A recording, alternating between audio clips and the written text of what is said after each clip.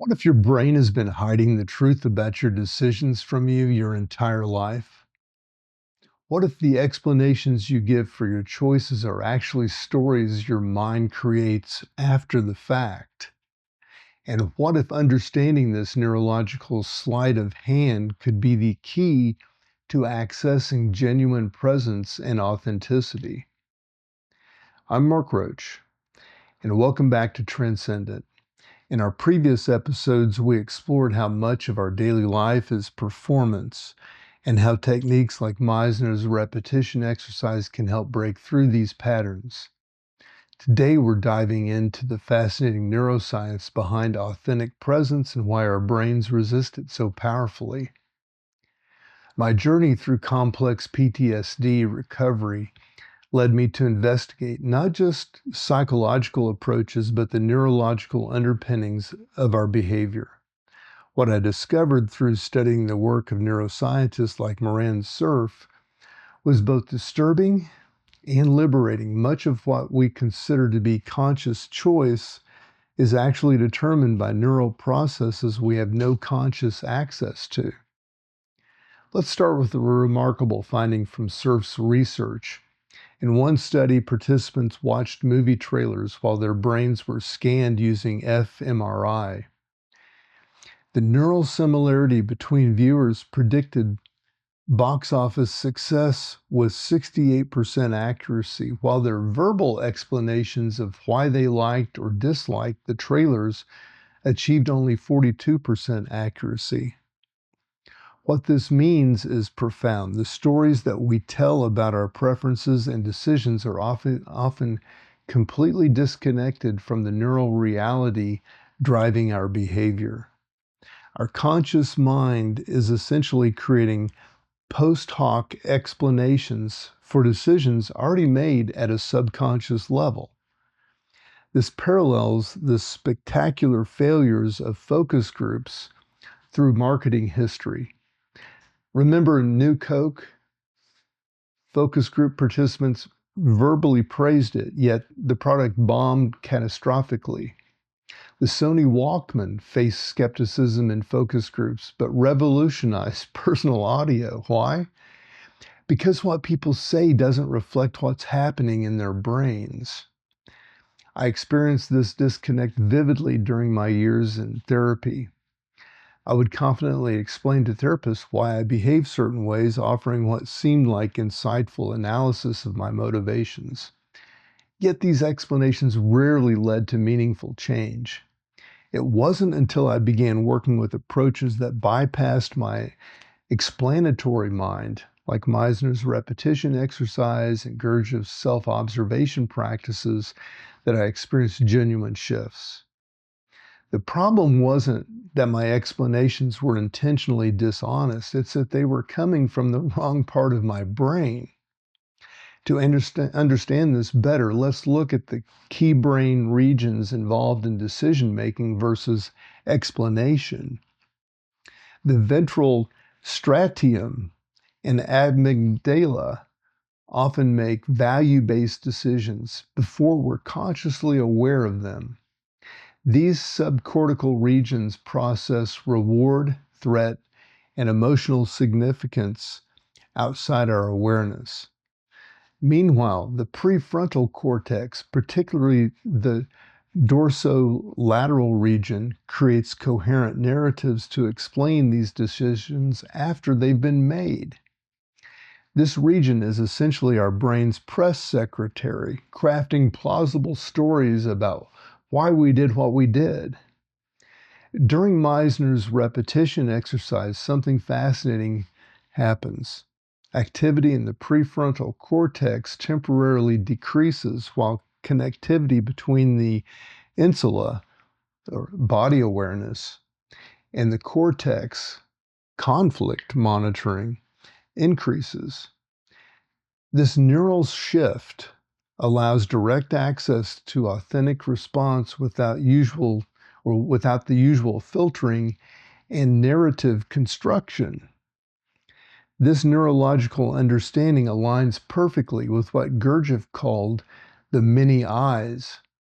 He observed that humans don't have a unified self, but rather multiple, often contradictory I's or selves that take control in different situations.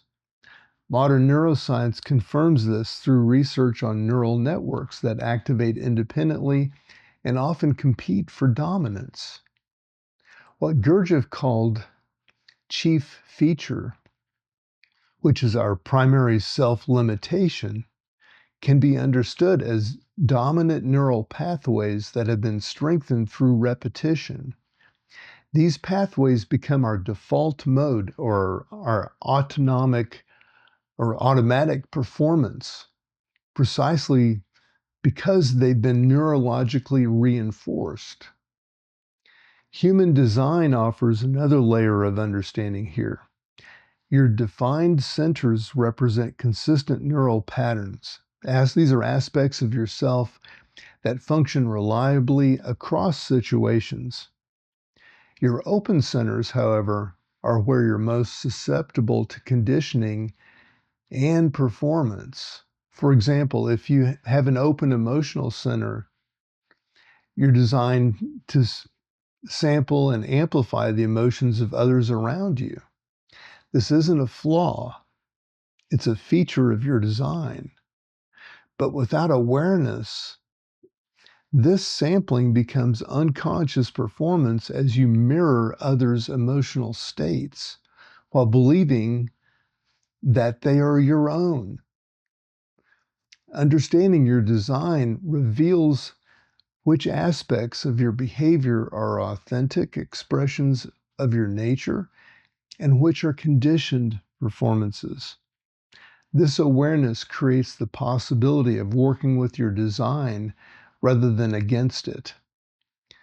Perhaps most fascinating is what neuroscience reveals about memory and conditioning.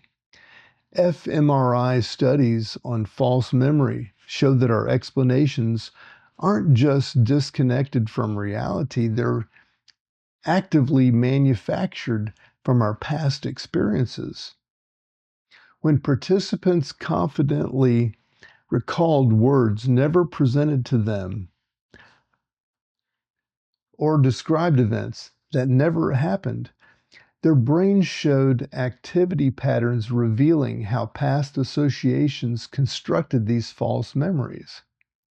This is why trauma work is so crucial. Your past experiences literally shape how you perceive and explain your present reality, often without your awareness.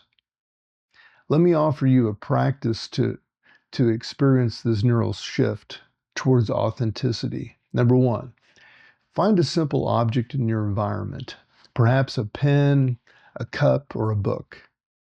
Two, hold it in your hand and simply observe it without naming it or analyzing anything about it. Three, notice when your mind begins creating stories or associations about the object.